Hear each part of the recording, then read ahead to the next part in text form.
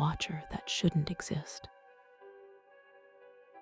Mia had always dreamed of living alone, and when she finally moved into the small downtown apartment, it felt like a fresh start. The place was affordable, but carried an unmistakable air of age, faded wallpaper, creaky floorboards, and windows that rattled with the slightest breeze. On her first night, as she settled into bed, a strange sensation crept over her, the feeling of being watched. She dismissed it as nerves, the product of an unfamiliar space and a racing mind.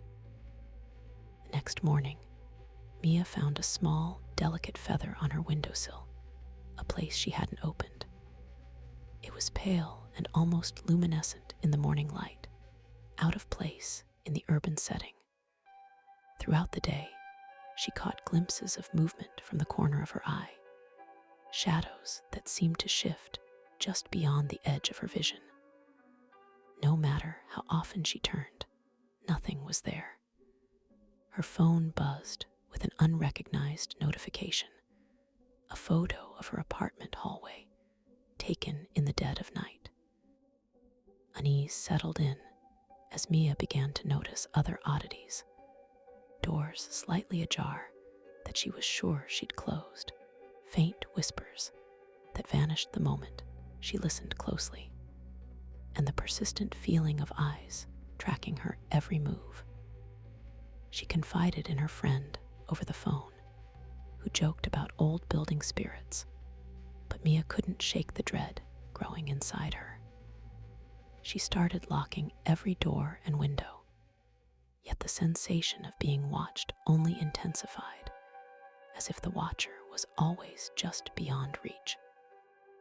One evening, determined to confront whatever was haunting her, Mia set up a small camera facing the hallway. She promised herself she would watch the footage the next day, hoping to find a logical explanation. That night, the apartment felt colder, the air heavier. As she drifted toward sleep, she thought she heard soft breathing nearby.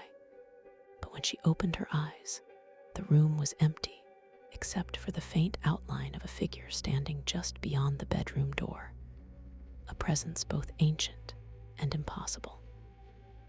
The next morning, Mia reviewed the footage with trembling hands. The camera had captured nothing unusual, only static and brief flickers of darkness. But as she watched frame by frame, a subtle movement appeared, a shadow slipping silently along the hallway wall, pausing just long enough to reveal a pair of glowing eyes staring directly at the lens. It was then she realized the watcher wasn't human. It was something left behind by the building itself, a forgotten guardian, or perhaps a curse, bound to observe, but never to be seen clearly.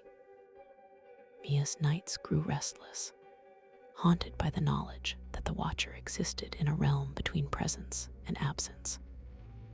She began marking days on a calendar, hoping time might weaken its hold.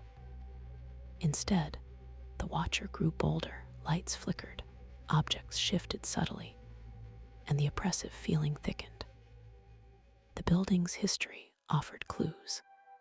Decades ago, a tenant vanished without a trace, and rumors whispered of an entity that observed but never intervened.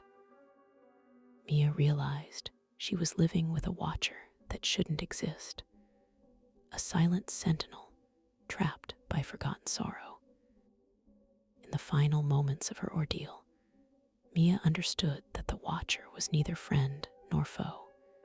It was a remnant of loss and isolation, bound to witness the lives that passed through the building without ever belonging. Accepting this, she spoke aloud one night, offering acknowledgement and peace to the watcher.